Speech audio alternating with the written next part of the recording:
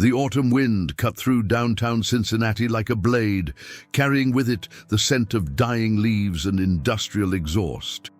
Pete rose, adjusted his worn leather jacket as he stepped out of his rusted Ford pickup, the metal door creaking in protest. At 62, Pete had learned to find solace in the forgotten corners of the city, places where memories lived undisturbed and judgment couldn't reach him. He wasn't the Pete Rose who once slid headfirst into home plate at Riverfront Stadium, earning the nickname Charlie Hustle. That man had been buried under decades of controversy, gambling scandals, and a lifetime ban from baseball that still stung like an open wound.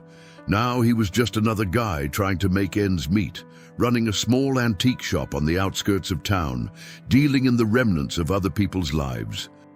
The estate sale had been advertised in the Cincinnati Enquirer's classified section, a small, almost apologetic notice about the belongings of Eleanor Hartwell, a woman who had died at 94 with no living relatives. Pete had arrived early, hoping to find something valuable among the typical collection of china sets, outdated furniture, and family photographs that no one wanted anymore. The Hartwell house stood like a monument to a bygone era, its Victorian architecture weathered but dignified. Paint peeled from the shutters like old skin, and the wraparound porch sagged under the weight of decades. Pete climbed the creaking steps, nodding to the other early birds, mostly dealers like himself, their practiced eyes already calculating potential profits. Inside, the house felt frozen in time. Dust motes danced in the pale morning sunlight that filtered through heavy curtains. The air was thick with the mustiness of age and the faint scent of lavender that seemed to cling to everything. Pete moved through the rooms methodically, his experienced eye scanning for items that might have value beyond their appearance. The living room was filled with the expected array of furniture. A grandfather clock that had stopped working years ago, bookshelves lined with leather-bound volumes whose spines had faded to illegibility, and family portraits of stern-faced ancestors who gazed down with disapproving eyes. Pete picked up a few small items, a silver letter opener, a set of crystal glasses that might fetch $30 at his shop, but nothing that made his pulse quicken.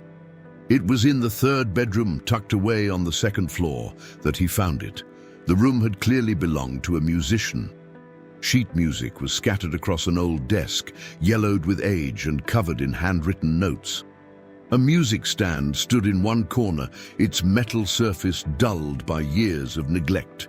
But it was the violin case, sitting alone on the bed like a forgotten prayer, that drew Pete's attention.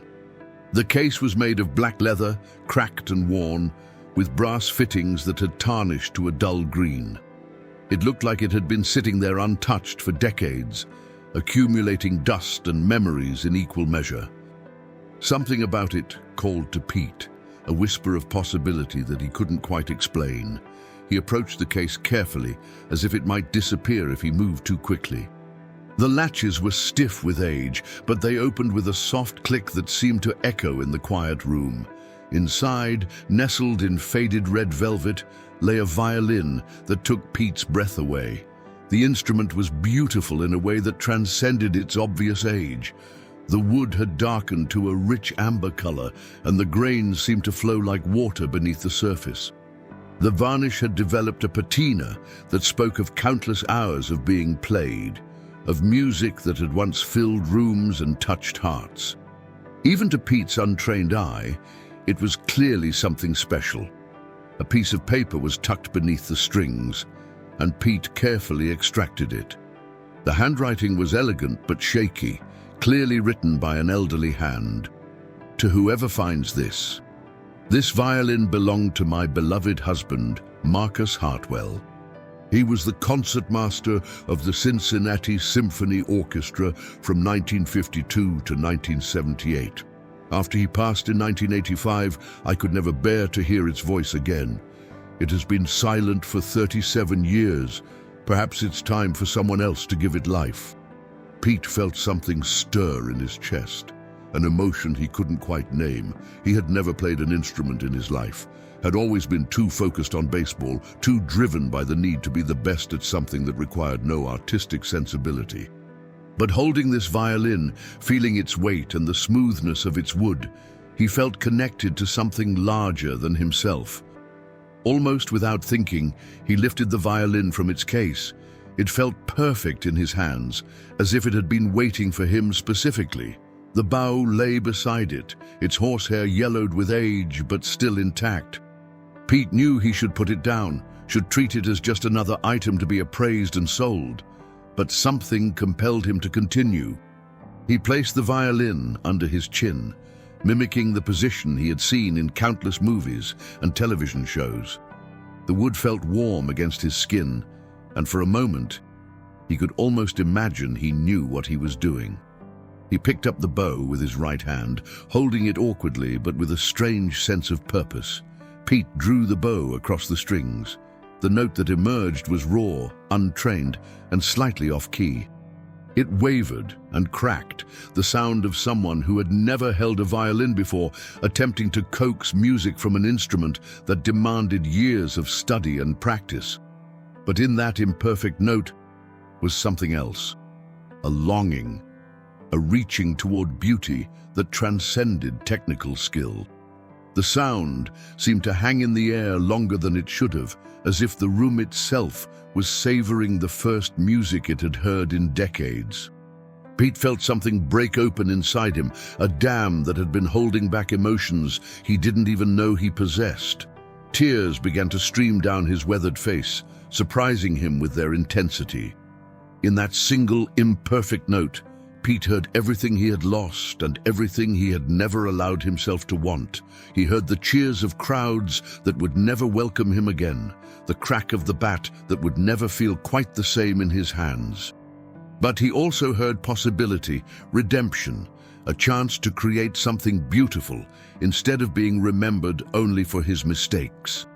Other people at the estate sale began to drift toward the sound, drawn by curiosity.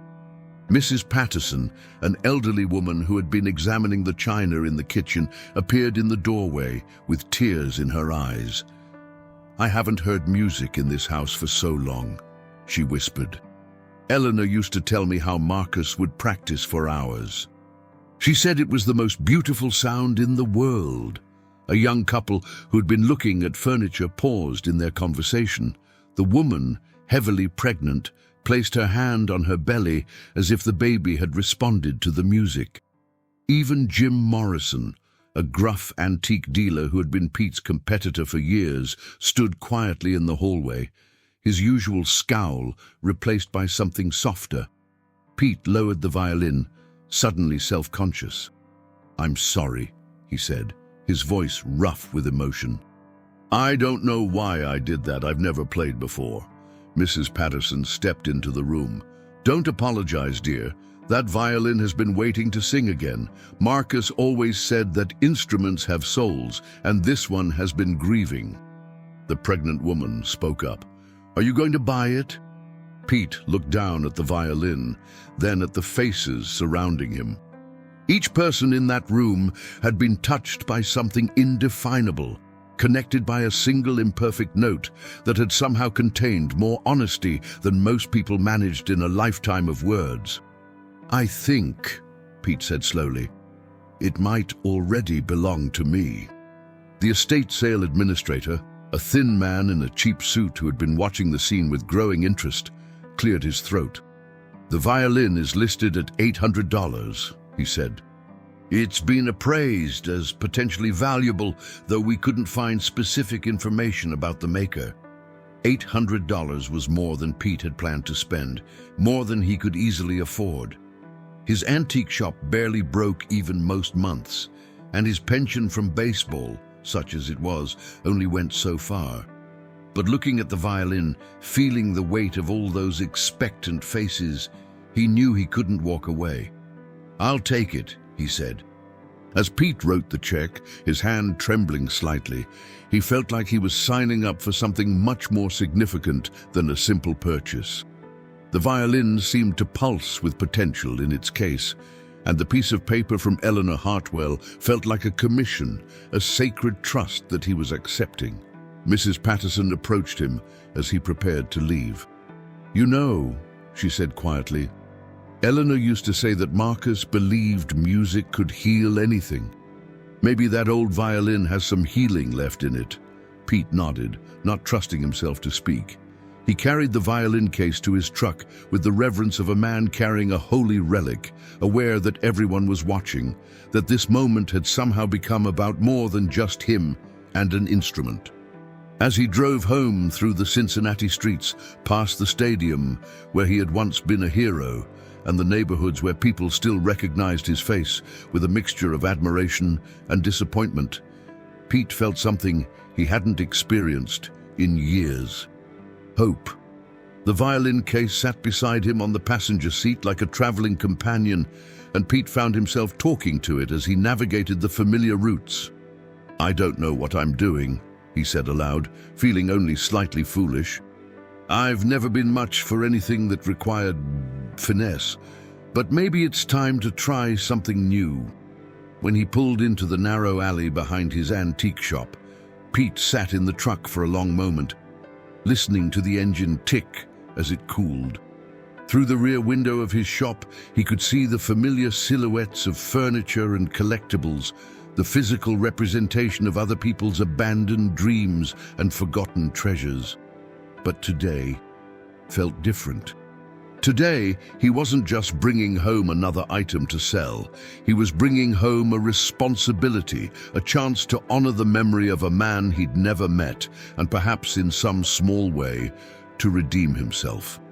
Pete carried the violin case through the back door of his shop, past the cluttered shelves and displays, up the narrow staircase to his small apartment above. The space was sparse, a kitchenette, a living area with a fold-out couch, and a bedroom barely large enough for a twin bed. The walls were bare, except for a few photographs from his playing days, images that now seemed to belong to someone else entirely. He set the violin case on his small dining table and opened it again. In the soft light of his apartment, the instrument seemed even more beautiful, its amber wood glowing like captured sunlight. The note from Eleanor Hartwell lay where he had replaced it, a reminder of the trust she had unknowingly placed in him. Pete picked up the violin again, holding it more carefully this time, trying to remember how it had felt when that single note had emerged. He positioned it under his chin and drew the bow across the strings once more. This time, the note was cleaner, more controlled, still amateur, still imperfect, but with a clarity that surprised him. He tried another note, then another, each one a small victory against his own inexperience. As the sound filled his small apartment, Pete felt something shifting inside him. For the first time in decades, he was creating something instead of just surviving, reaching for beauty instead of simply avoiding pain. It wasn't much, a few wavering notes from a man who had never shown any musical inclination, but it was a beginning. Outside his window, Cincinnati settled into evening. The city lights began to twinkle to life, and somewhere in the distance, he could hear the faint sounds of traffic and life continuing its endless rhythm. But inside his apartment, Pete Rose, former baseball legend, current pariah, and newly minted musician, continued to draw his bow across the strings of a violin that had been waiting 37 years to sing again. 3 weeks after bringing the violin home, Pete had managed to produce what could generously be called music, though it bore little resemblance to anything Marcus Hartwell might have played during his tenure with the Cincinnati Symphony Orchestra. Pete's days had fallen into a new rhythm, opening his antique shop at 9, dealing with the occasional customer, and then retreating upstairs with the violin whenever he had a spare moment. The learning curve was steeper than anything he had encountered in baseball, where athletic training had been about muscle memory and repetition building on natural ability. The violin demanded a completely different kind of precision. His fingers, which had once gripped a bat with perfect confidence, felt clumsy and oversized on the delicate strings. His bow technique was inconsistent, producing sounds that ranged from acceptable to absolutely tortuous. But Pete persisted with the same stubborn determination that had made him a record-breaking hitter. Every scratchy note, every failed attempt at a simple scale was met with the kind of focus he had once reserved for studying opposing pitchers. He had ordered a basic instruction book online, though the diagrams and musical notation might as well have been written in ancient Greek. It was on a particularly frustrating Tuesday afternoon, after a morning that had yielded only 2 customers and no sales, that Pete heard the bell above his shop door chime. He looked up from the violin he had been torturing to see a woman in her 70s standing just inside the entrance, her silver hair pulled back in an elegant bun, and her posture suggesting years of discipline and refinement. "Excuse me," she said, her voice carrying the crisp diction of someone who had spent years in front of audiences, "but I couldn't help hearing violin music coming from this direction. I'm looking for whoever has been practicing." Pete felt his face flush with embarrassment. "That would be me," he admitted, carefully setting the violin down on the counter. "I'm sorry if I've been disturbing anyone. I know I'm not very good yet." The woman smiled, and Pete noticed that her eyes held a mixture of kindness and professional assessment. "May I ask how long you've been playing?" 3 weeks, Pete said, bracing himself for the polite discouragement he was sure would follow. Instead, the woman's eyebrows rose with what appeared to be genuine interest. 3 weeks? And you're already producing recognizable notes? That's actually quite impressive for a complete beginner." Pete studied her face, trying to determine if she was being polite or sincere. "Are you a musician?" "I was," she replied, extending her hand. "I'm Catherine Morrison. I taught violin at the Cincinnati Conservatory of Music for 38 years before I retired.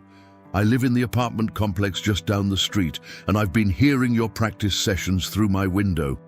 Pete shook her hand, feeling suddenly like a student being evaluated by a teacher.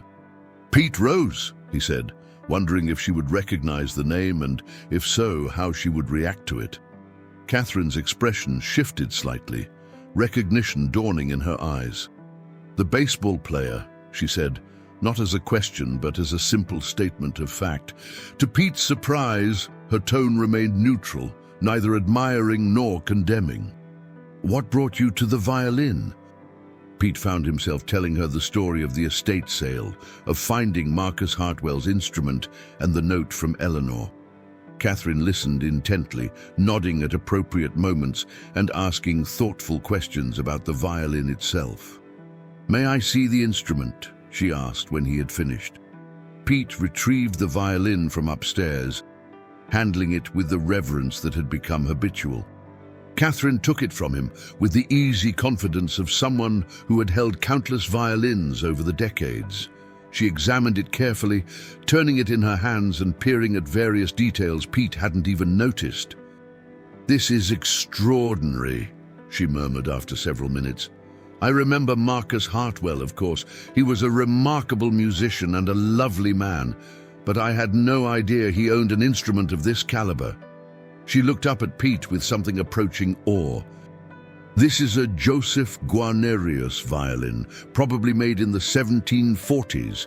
Do you have any idea what this is worth?" Pete shook his head, though a cold feeling was beginning to settle in his stomach. "Conservatively? $200,000. Possibly more, depending on its provenance and condition."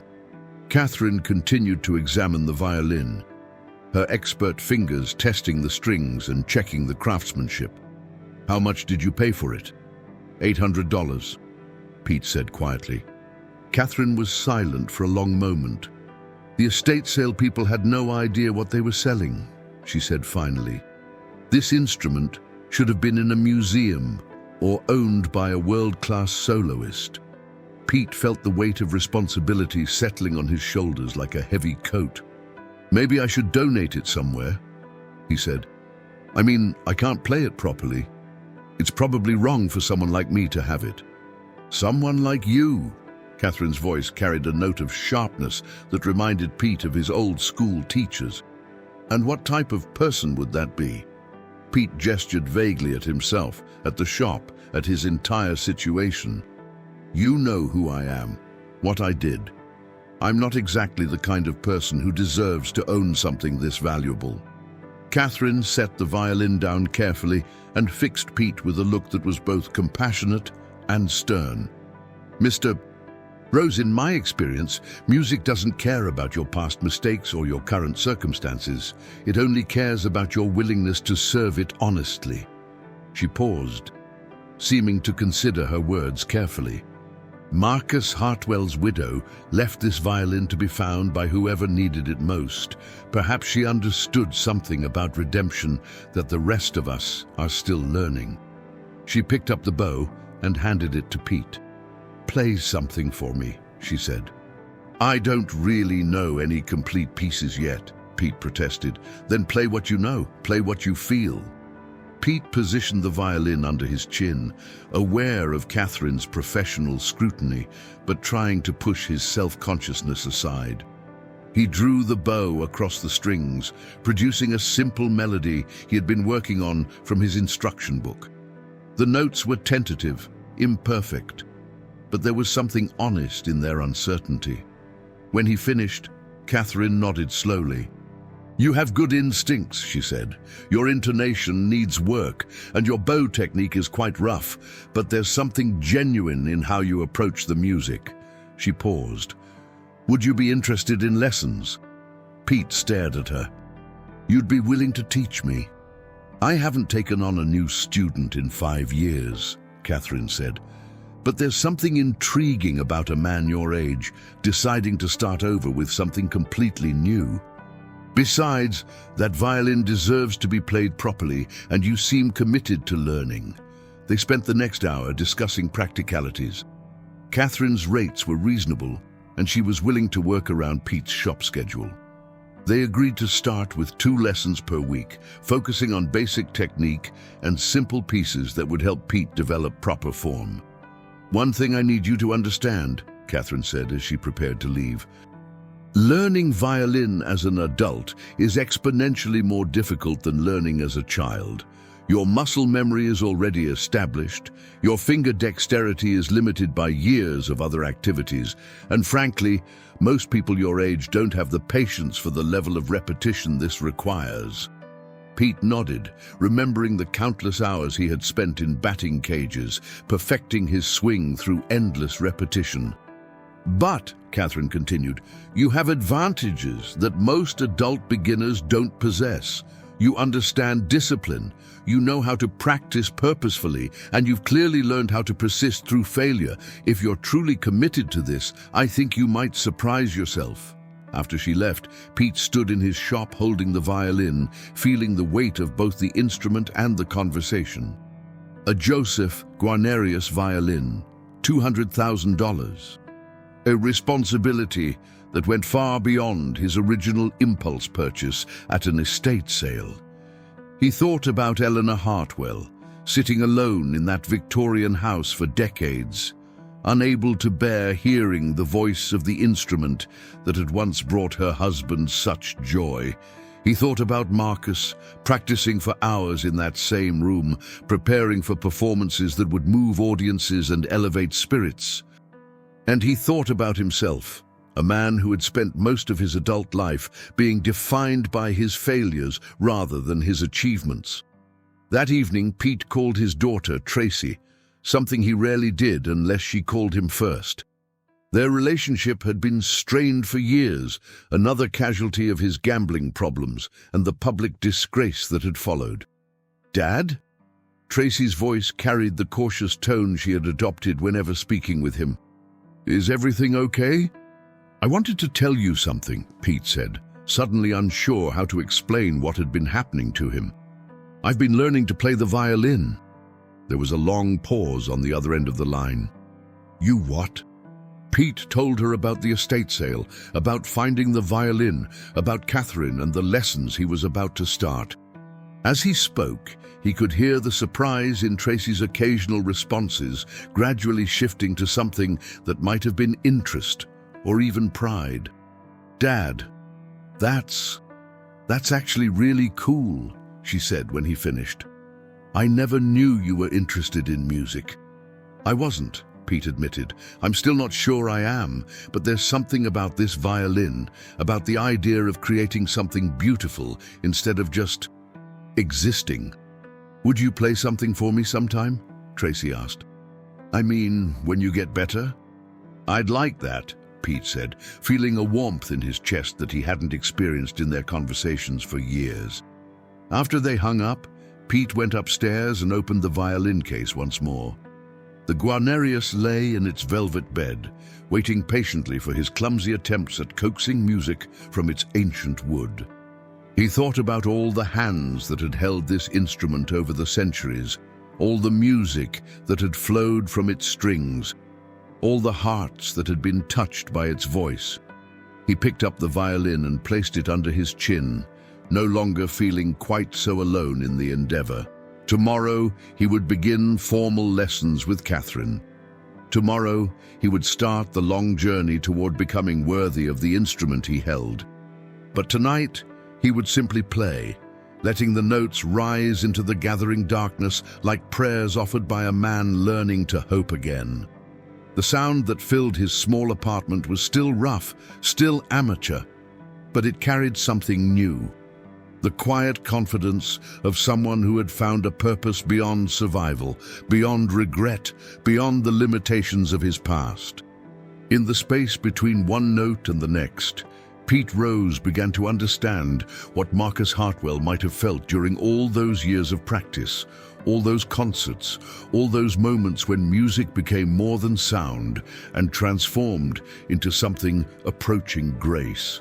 Catherine Morrison arrived at Pete's shop the following Thursday at exactly 2 o'clock, carrying a worn leather satchel and wearing the same composed expression she had maintained during their first meeting.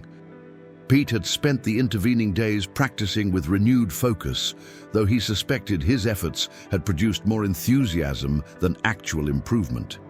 "Before we begin," Catherine said, settling into the folding chair Pete had placed in the small clearing he'd created among his antique displays, "I want to know what you hope to achieve with these lessons. Are you looking to play casually for your own enjoyment, or do you have more ambitious goals?"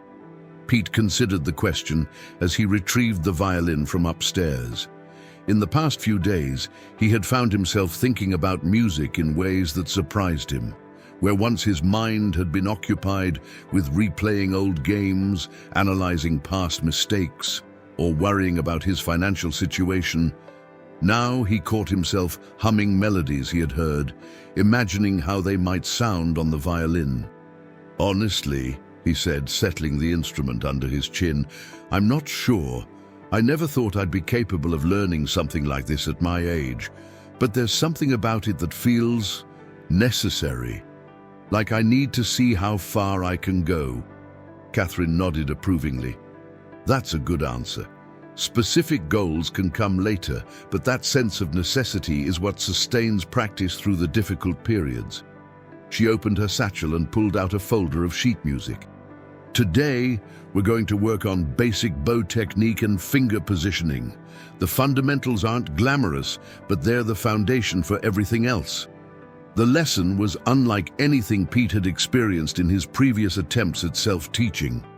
Catherine's ear was incredibly precise, able to detect the smallest variations in pitch or timing that Pete couldn't even hear. She demonstrated techniques on her own violin, a beautiful instrument that, while not as valuable as the Guarnerius, produced a warm, rich tone that filled the shop with professional quality sound. "Your left hand is too tense," she said, gently adjusting Pete's grip. "The violin should feel like it's floating, supported but not gripped. Think of holding a butterfly, firm enough that it can't fly away, gentle enough that you don't crush it." "Gee," Pete tried to relax his hand, marveling at how many subtle adjustments were required for something that looked simple when Catherine demonstrated. Every finger had to be precisely placed, every movement of the bow controlled and deliberate. "It's humbling," he said, after a particularly frustrated attempt at a basic scale. "I keep thinking I should be picking this up faster." "Athletic ability doesn't always translate to musical ability," Catherine said. "In fact, sometimes it works against you. Athletes are used to powering through problems with strength and determination. Music requires a different approach, more sensitivity, less force. They worked for an hour, focusing entirely on technique. Pete's fingers were sore by the end, and his left shoulder ached from holding the violin in position, but he had made noticeable progress. The notes were cleaner, more controlled, and he was beginning to understand the relationship between his physical movements and the sounds they produced. As Catherine packed up her materials, Pete found himself curious about her background. "How long have you been teaching?" he asked. 42 years total," she replied.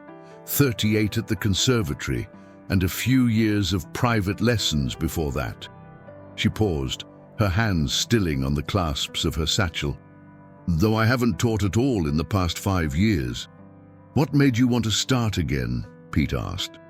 Catherine was quiet for a long moment, and Pete wondered if he had overstepped some boundary.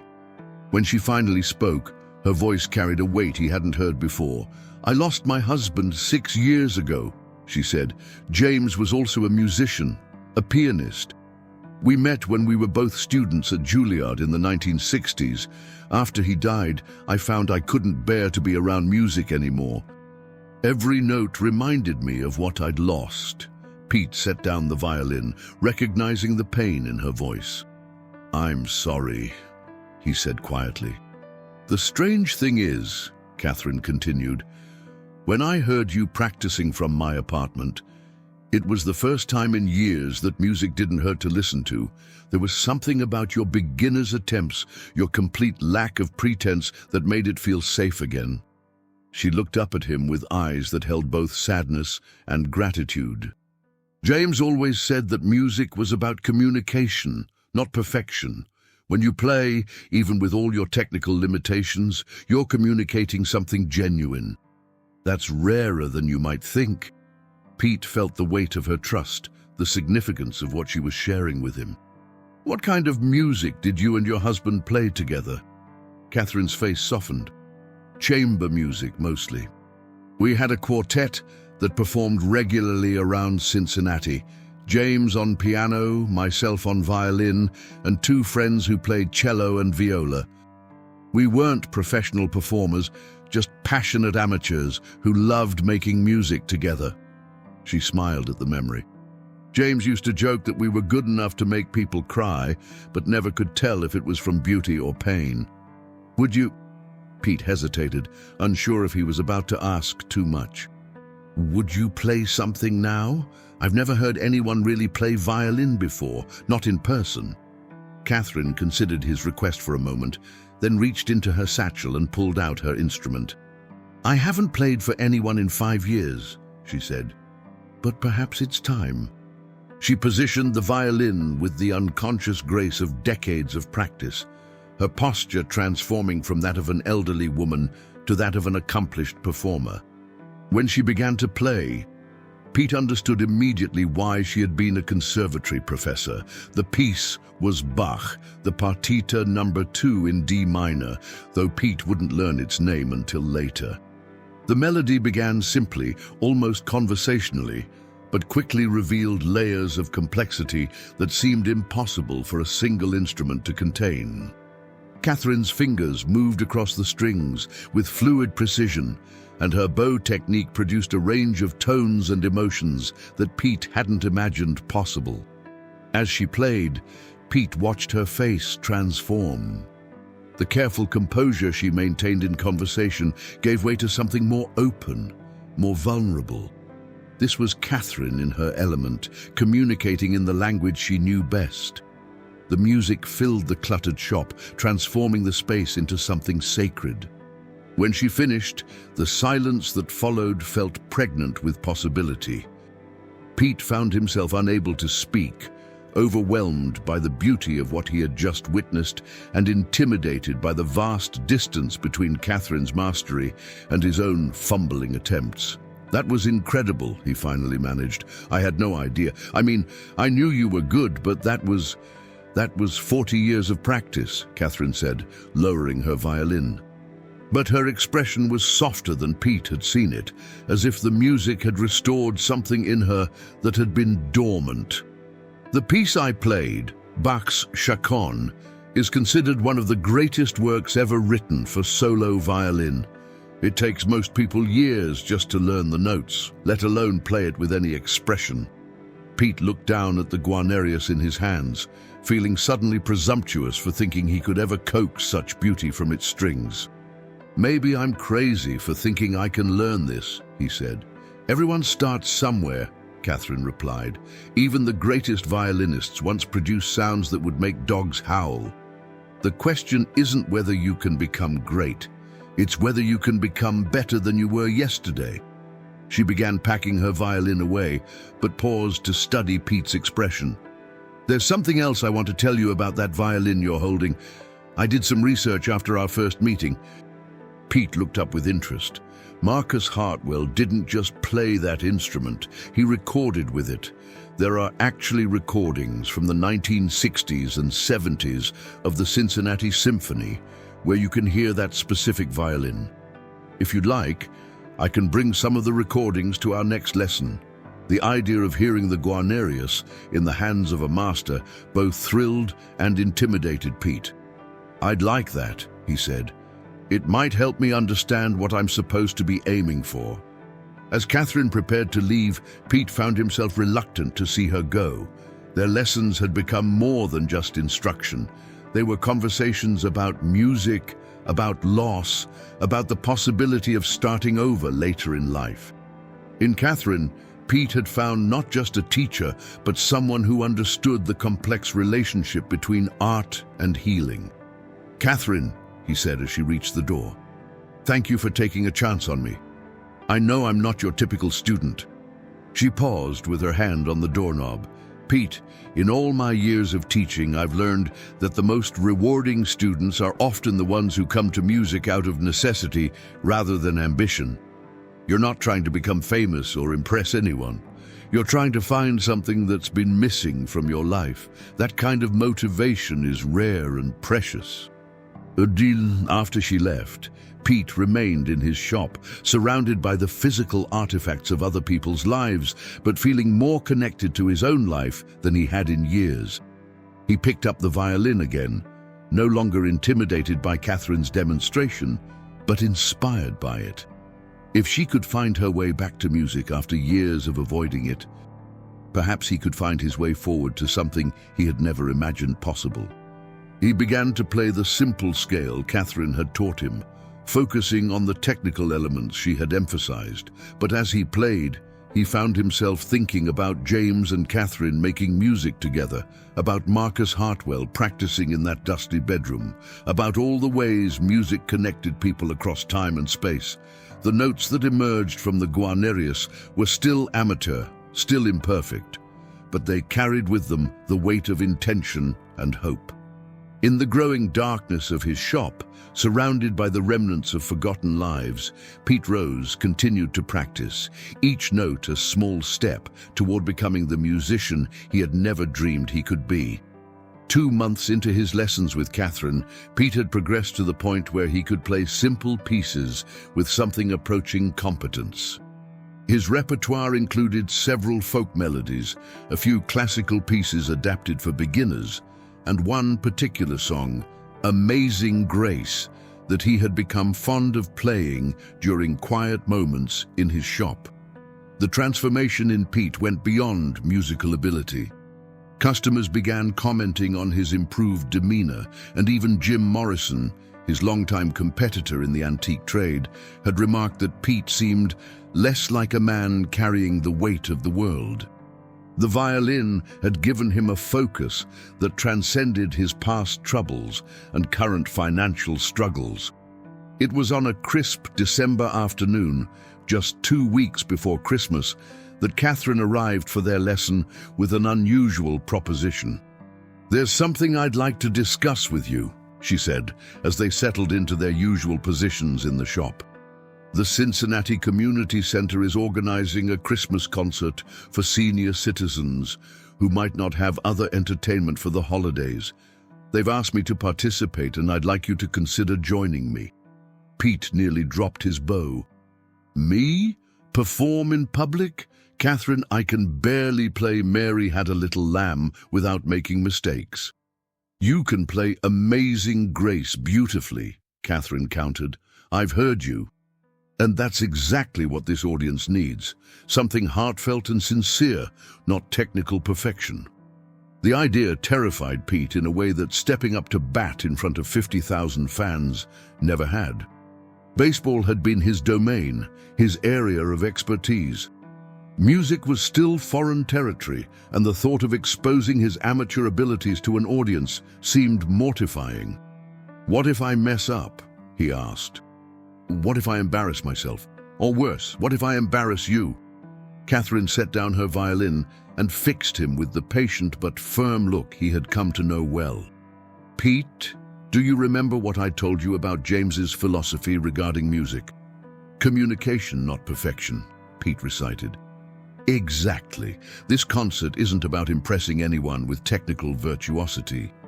It's about bringing a little beauty and comfort to people who might be spending the holidays alone. Your sincerity will matter far more than your technique. Pete spent the next week wrestling with the decision. The thought of performing in public brought back memories of all the times he had been in the spotlight for negative reasons.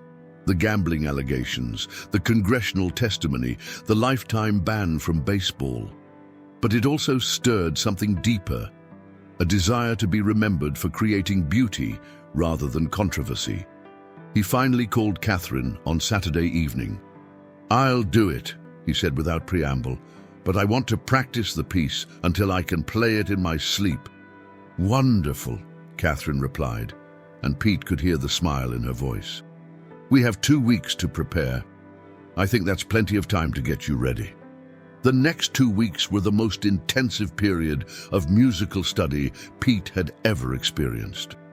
He practiced Amazing Grace dozens of times each day, working on intonation, bow technique, and phrasing until his fingers developed calluses and his left shoulder ached constantly. Catherine scheduled extra lessons, fine-tuning every aspect of his performance and helping him develop strategies for managing stage fright. The most important thing to remember, she told him during their final lesson before the concert, is that you're not performing for critics or judges. You're sharing something meaningful with people who need to hear it. Focus on that, and the technical aspects will take care of themselves. The Cincinnati Community Center was a modest building in the North Side neighborhood, its function room decorated with paper snowflakes and twinkling lights for the Christmas concert. When Pete arrived that evening, carrying the Guarnerius in its case, he was surprised by the size of the audience. Nearly 60 people filled the folding chairs, most of them elderly, many appearing to be alone. Catherine met him at the entrance, elegant in a black dress that suggested the formal concerts of her conservatory days. How are you feeling? She asked, studying his face with concern. Terrified, Pete admitted, but also ready, I think. The concert began with Catherine playing a solo piece, Bach's Air on the G string, which filled the room with such beauty that several audience members were moved to tears. A local church choir followed with traditional carols, their voices blending in harmonies that spoke of years of practice and genuine faith. Then it was Pete's turn. Catherine introduced him simply. This next performer has been studying violin for only 4 months, but he wanted to share something special with all of you tonight. Please welcome Pete Rose. A murmur went through the audience as people recognized his name. But Pete was surprised to see that most faces registered curiosity rather than judgment. He walked to the front of the room on unsteady legs, the Guarnerius feeling heavier than usual in his hands. He positioned the violin under his chin, aware of every small sound in the room, the whisper of fabric as people shifted in their seats, the quiet hum of the heating system, his own heartbeat thundering in his ears. For a moment, he wondered if he would be able to produce any sound at all. Then he thought about Eleanor Hartwell, alone in that Victorian house for 37 years, unable to bear the sound of music because it reminded her too much of love and loss. He thought about Marcus Hartwell, practicing for hours to bring beauty into the world. He thought about Catherine, finding her way back to music through his clumsy but heartfelt attempts at learning. Pete drew the bow across the strings. The opening notes of Amazing Grace emerged clear and true, filling the room with a melody that everyone knew, everyone had heard countless times, but which somehow felt fresh and immediate, coming from this unlikely musician. Pete's technique wasn't perfect. There were slight hesitations, minor intonation issues that a trained ear could detect. But his performance carried something more valuable than technical precision. It carried truth. As he played, Pete felt the familiar sense of connection he had experienced during his first encounter with the violin, but amplified by the presence of the audience. He could sense their attention, their emotional engagement with the music, their willingness to be moved by something beautiful. In that moment, he understood what Catherine and Marcus and countless other musicians before him had discovered. Music was a language that transcended words, a way of touching hearts directly. When he reached the final notes, Pete held them slightly longer than he had practiced, reluctant to break the spell that had settled over the room. As the last note faded into silence, he lowered the violin and looked out at the audience. The applause was immediate and sustained, but what moved Pete even more were the faces looking back at him. An elderly woman in the front row was crying openly, clutching a handkerchief to her eyes. A man who appeared to be in his 80s was smiling broadly, nodding his approval. Throughout the room, Pete saw expressions of gratitude, recognition, and something approaching wonder. "Thank you," Pete said into the microphone, his voice rough with emotion. "That song has always meant a lot to me, but it means even more now that I can play it myself." As he made his way back to his seat, people reached out to touch his arm, to whisper words of appreciation. An elderly gentleman leaned toward him and said, "Son, I've been coming to these concerts for 15 years, and that was one of the most moving performances I've ever heard." Catherine's eyes were bright with pride as Pete settled beside her. "How do you feel?" she whispered. "Different," Pete replied, and realized it was the most accurate word he could find. Something fundamental had shifted in that moment of performance, in the act of offering something of himself to strangers and having it received with such warmth. After the concert, as people slowly filed out into the December night, many stopped to speak with Pete. Some recognized him from his baseball days and wanted to talk about his hitting records or memorable games. But most were simply grateful for the music, for the reminder that beauty could emerge from the most unexpected places. Mrs. Patterson, the elderly woman Pete had met at the estate sale, appeared at his elbow as he was packing up the violin. "I knew you were meant to have that instrument," she said with satisfaction. "Marcus would have been so proud to hear his violin singing again." And as Pete and Catherine walked to their cars, the night air crisp with approaching winter, Pete felt a sense of completion he hadn't experienced in years. Not the completion that comes from finishing something, but the deeper satisfaction of having found something that felt like purpose. "I want to keep doing this," he said suddenly, "not necessarily performing, but this, learning, improving, maybe helping other people discover what music can do." Catherine paused beside her car, keys in hand. "What do you mean?" "I was thinking about all those people tonight who seem so hungry for something beautiful, something meaningful. What if there were more opportunities for them to experience music? What if—" He paused, the idea still forming. "What if we started some kind of program? Music lessons for seniors maybe, or informal concerts in nursing homes?" Catherine's face lit up with interest. "That's a wonderful idea. There's so much research now about the benefits of music for older adults. Cognitive stimulation, social connection, emotional well-being. We could make a real difference." As they discussed possibilities, Pete felt the excitement he hadn't experienced since his playing days. The thrill of discovering a new challenge, a new way to contribute something valuable to the world. The violin had given him more than just a hobby or a skill. It had shown him a path forward, a way to transform his remaining years from mere survival into something approaching service. Driving home through the quiet Cincinnati streets, the Guarnerius secure in its case beside him, Pete reflected on the journey that had brought him to this moment. 6 months ago, he had been a man defined by his failures, isolated by his mistakes, resigned to spending his remaining years managing an antique shop and nursing old wounds.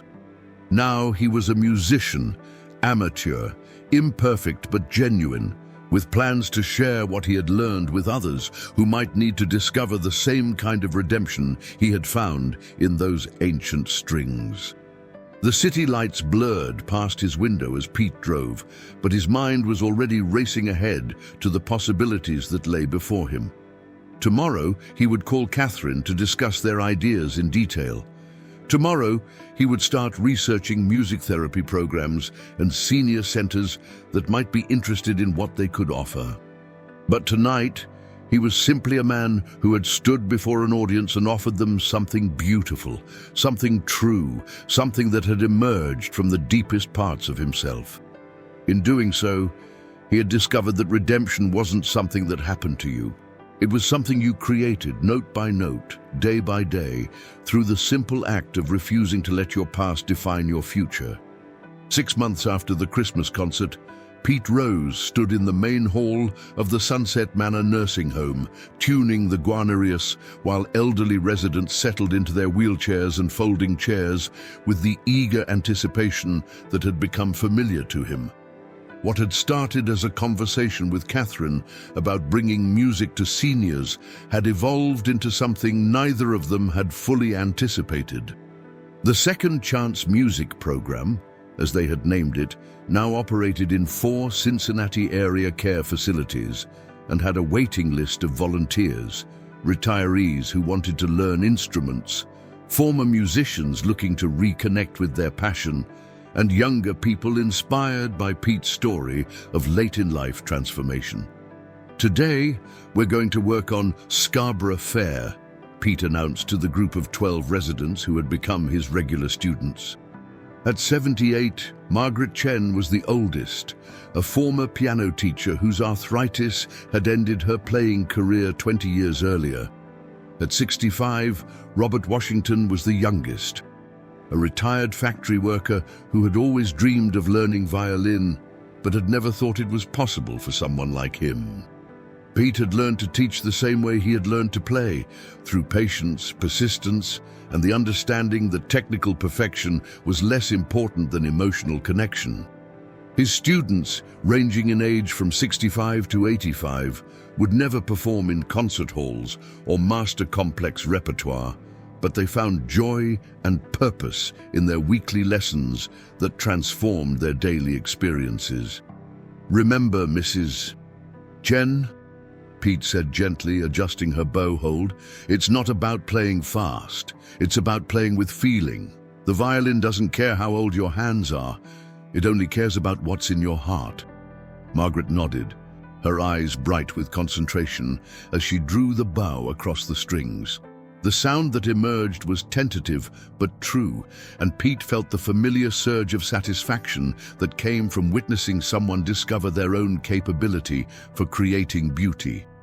After the group lesson, Pete stayed behind to work with Robert, who had shown particular aptitude and had expressed interest in eventually joining Pete in some of the informal concerts they now performed monthly at various venues around the city. "I still can't believe I'm doing this," Robert said as he practiced scales, his calloused factory worker hands surprisingly gentle on the delicate instrument. 6 months ago, if you'd told me I'd be playing violin, I'd have said you were crazy." "Deditis, 6 months ago, if you'd told me I'd be teaching violin, I'd have said the same thing," Pete replied. "But here we are." As Robert continued practicing, Pete reflected on how dramatically his life had changed since that autumn day when he'd found the Garnerius at Eleanor Hartwell's estate sale. The antique shop, while still open, was no longer his primary focus. The music program generated enough donations and modest fees to allow him to reduce his retail hours and dedicate most of his time to teaching and organizing concerts. More importantly, his relationship with his daughter Tracy had been transformed. She had started attending his concerts, bringing her children, Pete's grandchildren, to hear their grandfather play. The kids were fascinated by the idea that Grandpa Pete, whom they had only known as a somewhat distant figure associated with old baseball stories, could create music that made people cry happy tears. "Dad, I'm proud of you," Tracy had told him after a particularly moving performance at a veterans facility. "Not because you're getting better at violin, though you are, but because you found a way to help people. You found a way to give back." That conversation had meant more to Pete than any standing ovation, any positive review in the local paper, any recognition he had received for the music program. To be seen by his daughter not as a cautionary tale about the dangers of gambling and poor choices, but as someone who had found redemption and purpose, that was worth more than all the batting records he had ever set. Catherine remained his closest collaborator in the music program, though their relationship had evolved beyond teacher and student to something more like creative partners.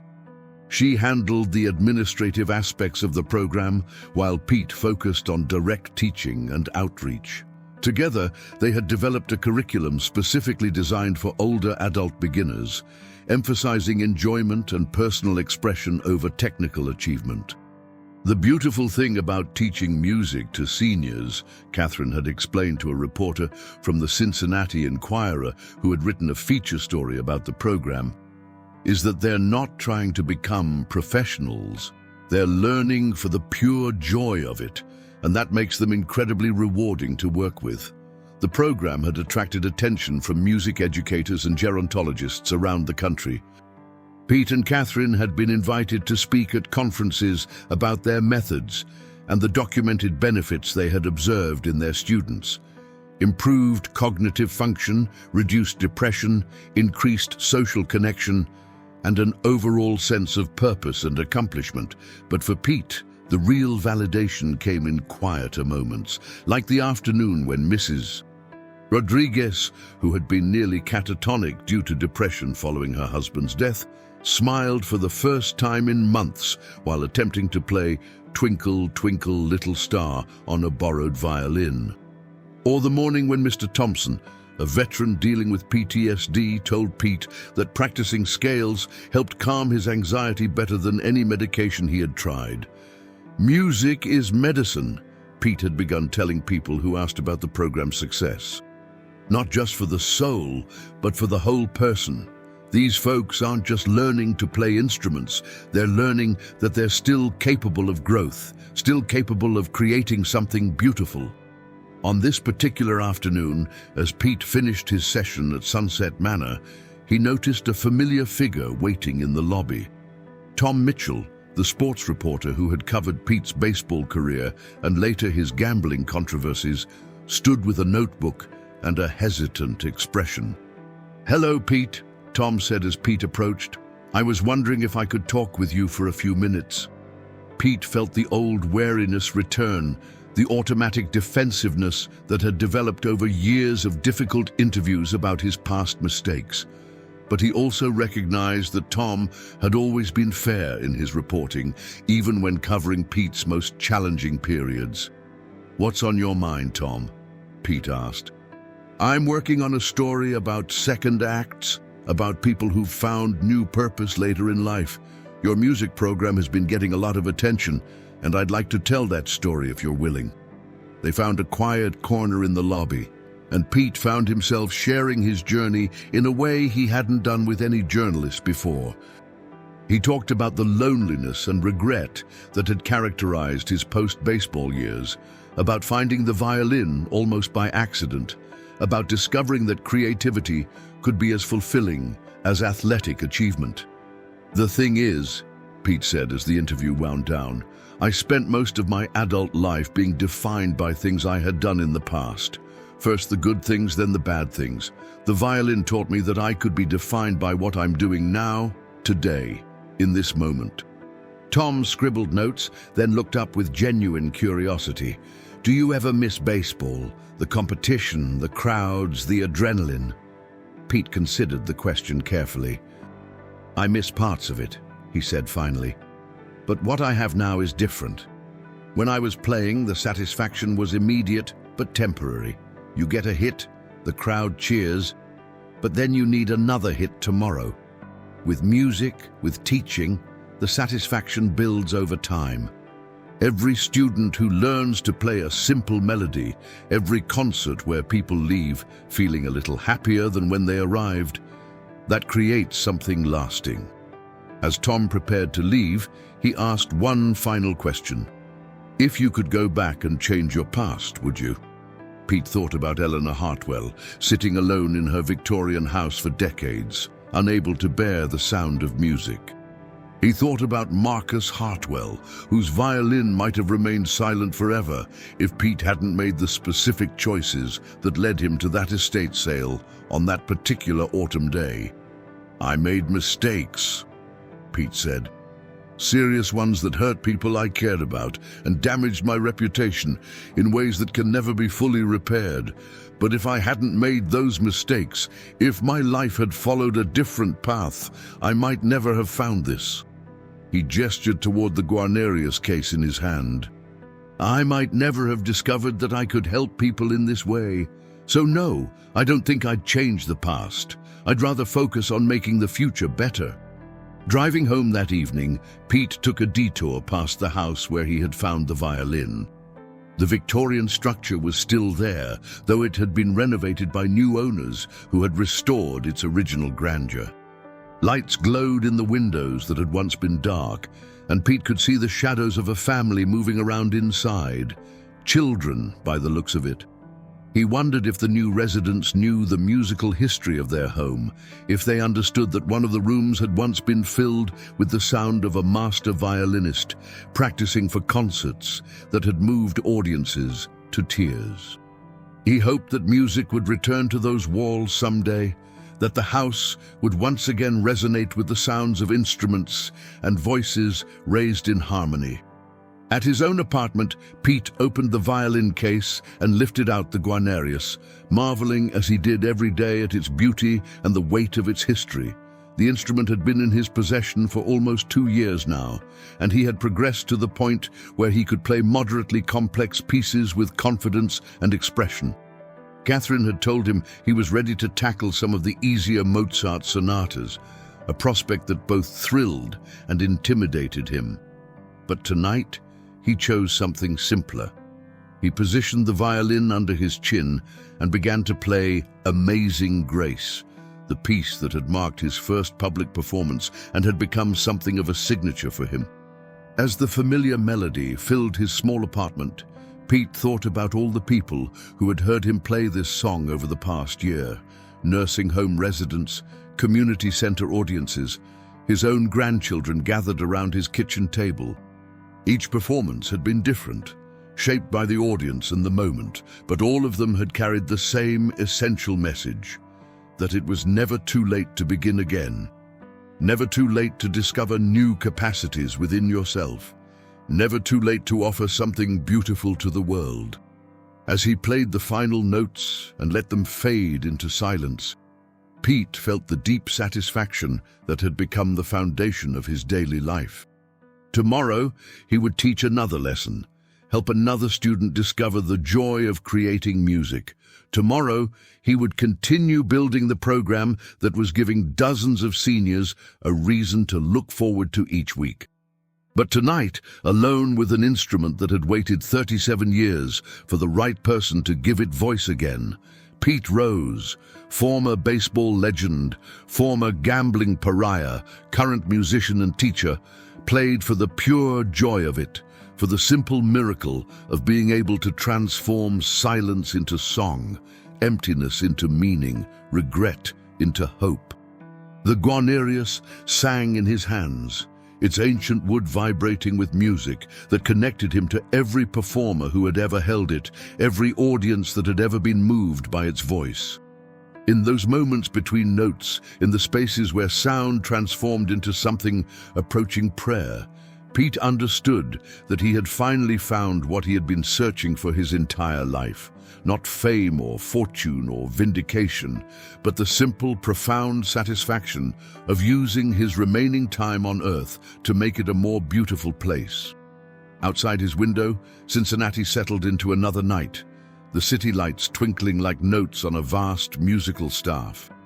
Somewhere in those lights were his students, practicing their exercises and dreaming of the melodies they would soon be able to play.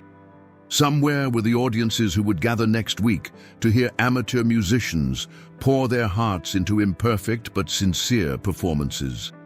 And somewhere, Pete liked to imagine, Eleanor and Marcus Hartwell were at peace, knowing that the violin they had loved so deeply had found its way to exactly the right hands at exactly the right time, and was once again fulfilling its highest purpose, transforming silence into beauty, isolation into connection, despair into hope. The story of Pete Rose and the violin that changed his life was far from over. Every day brought new students, new audiences, new opportunities to spread the message that it was never too late to begin again.